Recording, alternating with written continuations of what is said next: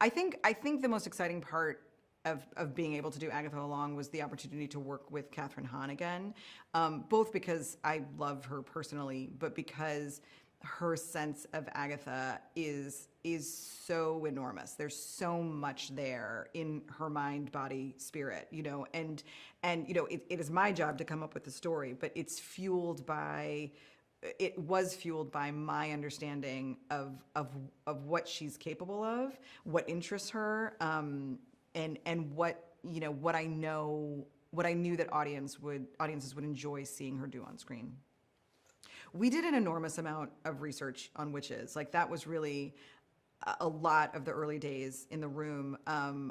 It's a little bit of like vamping as you're trying to figure out the story. I am not one for research myself personally. I don't actually like that. So the way I sort of organized it was I have this fabulous team of writers, and I gave them assignments. So they would come in and do presentations on potions, on herbology, on divination, and some of them, the reason that I hired them, they already had passionate connections to various forms of witchcraft. So there was that, and then we spoke to a witch, which was really impactful, and then we were sort of devouring witchy content. We had crystals in the room. We lit candles and got in trouble. On the very first day of the room, we cast a spell. We were actually remote, and so I had my lovely assistant deliver spell kits to each of the writers' home, and we lit candles together and did a spell that was called the Road Opener spell. I think that there is so much there with Agatha Harkness. That's really the challenge of making any series is, do you have enough? I come from the feature space, and so with a feature, you have, depending on who you're making the feature for, you're making an 1.5-hour movie or a 3-hour movie, depending. But it is more finite, obviously. And with TV, you need so much more. There is so much more surface area. And with Agatha, because she is a liar and a performer, and she wears so many masks, to me, it's sort of it feels infinite, because anytime you peel back a layer, there's going to be another layer of lies and performance underneath it, and that's really sort of the journey of the show, is peeling back those layers. So The Witch's Road, it's hard to remember the exact moments, the moment where that kind of clicked. We had the idea that I really wanted to put Agatha in a situation where she was forced to assemble a coven. That seemed really like a terrific opportunity for both comedy and drama, because it's just all conflict all the time. And also it had very sort of heisty vibes, and I that seemed right for her because she's a con artist. The fact that they were traveling the road, again, I think we needed what I like to call the container of what is the thing of the show, and the Witch's Road comic is terrific and much beloved, and so it was really kind of our jumping off point. It was the idea of we could take the notion of the Witch's Road, and we could really make it our own.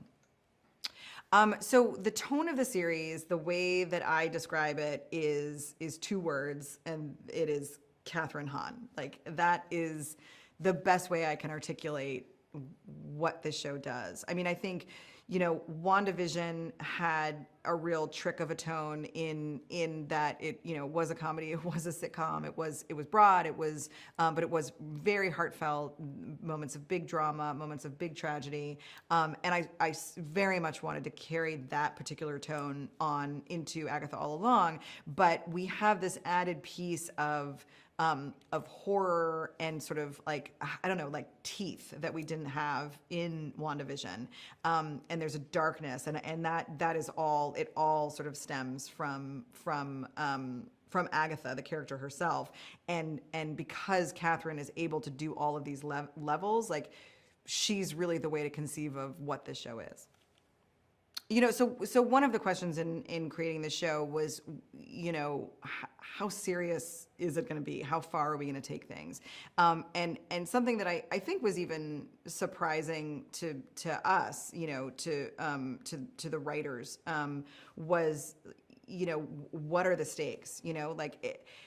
Initially, I think, the risks were a little softer because, we're making a comedy and it should be fun. But as we really got into the witchcraft and the lore of it, we realized that the stakes needed to be real and that we needed to put them in real peril. And that really dovetails with the practical element of the show, the fact that there's like a very visceral threats that are grounded in nature, that these are witches, who are centuries old, but the threats are the same, the threat of drowning, the threat of being burned, the threat, of being buried alive, of being stoned. Like this is, these were our tools, and we take them really seriously.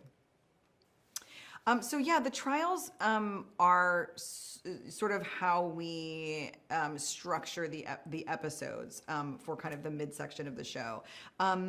And with WandaVision, there was kind of like a cleaner line of how each episode functioned inside of like one type of one specific era of sitcoms. In this show, the trials were our device, but it was more than just one influence. There was the burden of, each trial was assigned to a distinct witch, so it was about her history and her arc and her particular growth. But then we tried very hard to tie that to something that was either directly or indirectly witchy. In the case of Jen, she's in this sort of Nancy Meyers, Big Little Lies type of space. And that's not, you don't think of witches in that space, but I do, because like those are like covens of powerful, duplicitous women.